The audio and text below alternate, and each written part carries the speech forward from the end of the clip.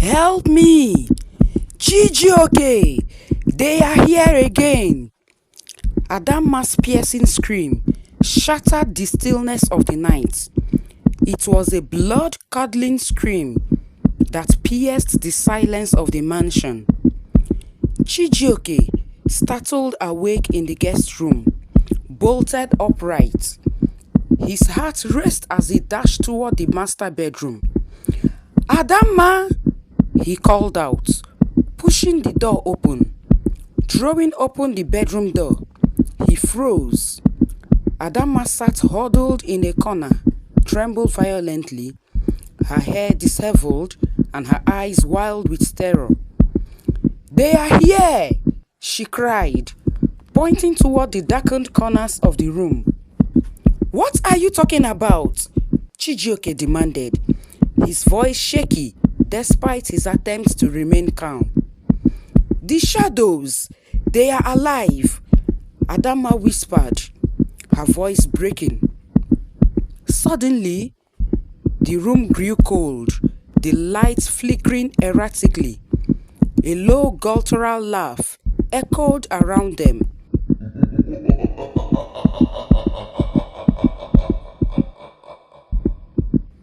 Though they were alone, Chijioke grabbed his wife and shook her. "Adanma, stop this!" he shouted, though fear gnawed at his own resolve. The lights went out, plunging the room into darkness. The laughter grew louder.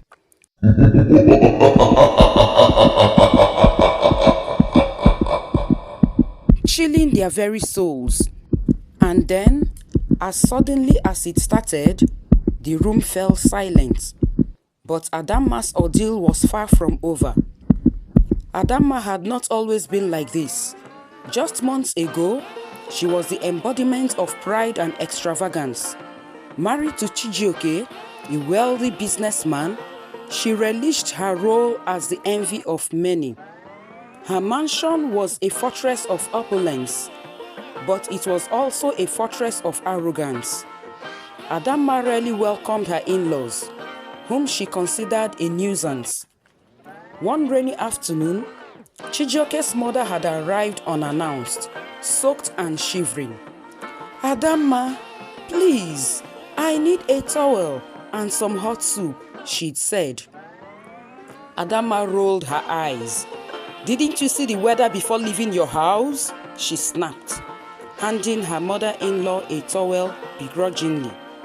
"Next time, call before you come here." The old woman swallowed her pride, but never forgot the humiliation. Her housekeepers, though well paid, were treated like that. One day, while hosting a group of friends, Adanma berated a young maid for forgetting to place a coaster under a glass. "Are you blind?" she yelled, slapping the maid across the face. "You are as useless as you look."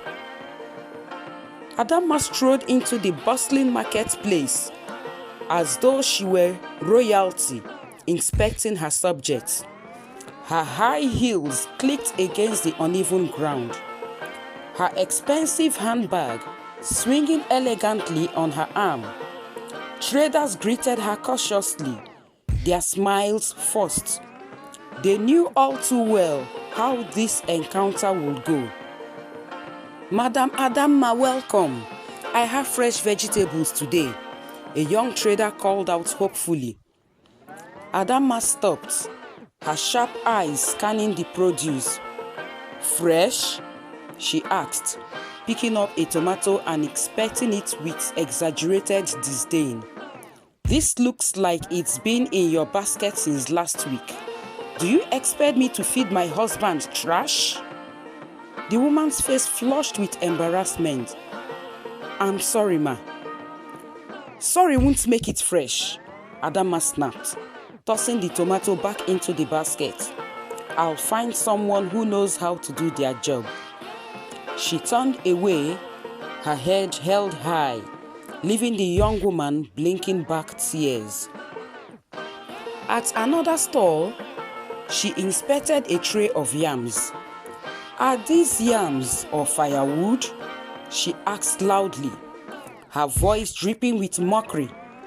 The nearby traders chuckled nervously, afraid to intervene. "They are good yams, madam," the trader replied meekly.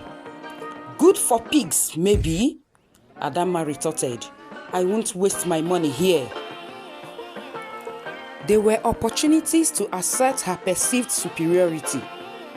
She pointed at items with her manicured fingers, dismissing prices she deemed unworthy of her status. "Do you think I came here with coins in my purse?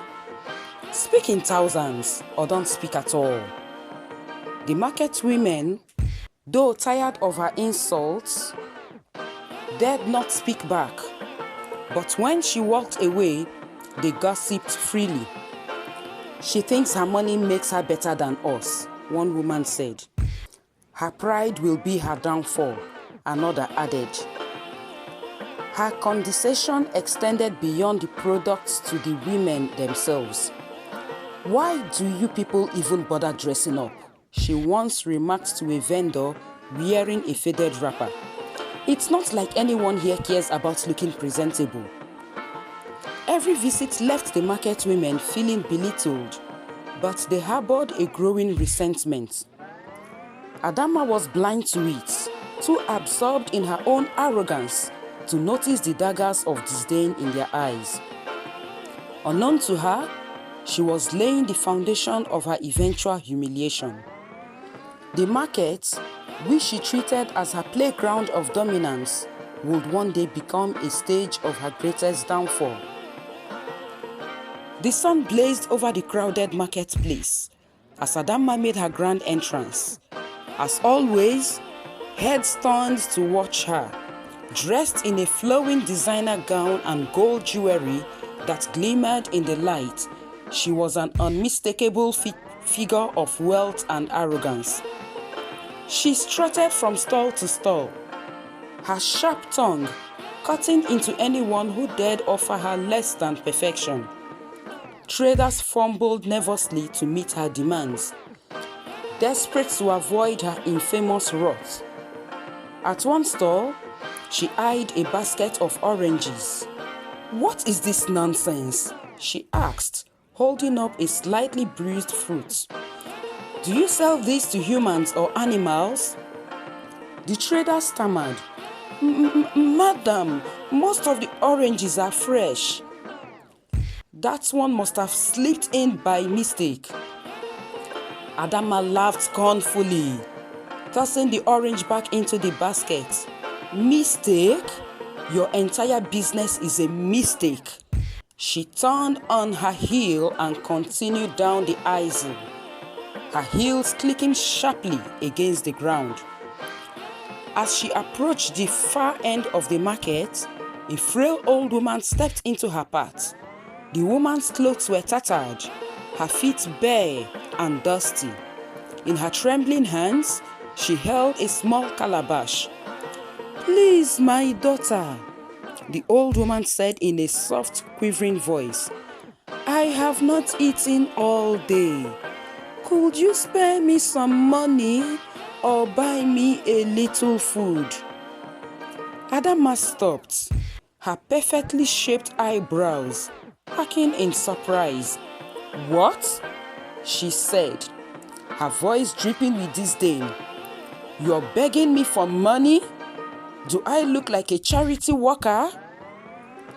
The old woman's eyes watered, but she held her ground. "I'm sorry if I've offended you, but I'm hungry. I thought you might have a kind heart." "A kind heart?" Adanma repeated, laughing loudly. She looked around to ensure the market women were watching. "Did you hear that? She says I should have a kind heart. How about you have a responsible family to take care of you instead of roaming the streets like this?" The market women exchanged uneasy glances. They murmured among themselves, but no one dared intervene. The old woman's expression shifted, hurt and humiliation flashed across her face. But there was also something else, something powerful and resolute. "Be careful, my daughter," she said, her voice low but firm. "The way you treat strangers has consequences. You never know who you might be speaking to." Adanma rolled her eyes dramatically. "Spare me your riddles, old woman. If you want someone to pity you, go cry to the government." She waved her hand dismissively and strode off. Behind her, the market women whispered. "She's gone too far this time," one muttered. "Something tells me that old woman isn't ordinary," another said, shaking her head. But Adanma didn't hear them. She walked away, her nose in the air, completely unaware that her life was about to take a devastating turn. That night, the mansion was eerily quiet. The housekeepers had long retired to their quarters, and Chijioke was away on a business trip. Adanma, dressed in her silk nightgown, slipped into bed, her mind preoccupied with plans for her next market visit. She smirked as she replayed the scene with the old woman earlier in the day. "What nonsense," she muttered, turning off the bedside lamp. At first, the room was peaceful. The hum of the air conditioner filled the space, and Adanma began to drift off. But just as she crossed the threshold into sleep, a low guttural whisper filled the room. "Adanma." Her eyes snapped open. She sat up, her heart racing, and scanned the darkened room.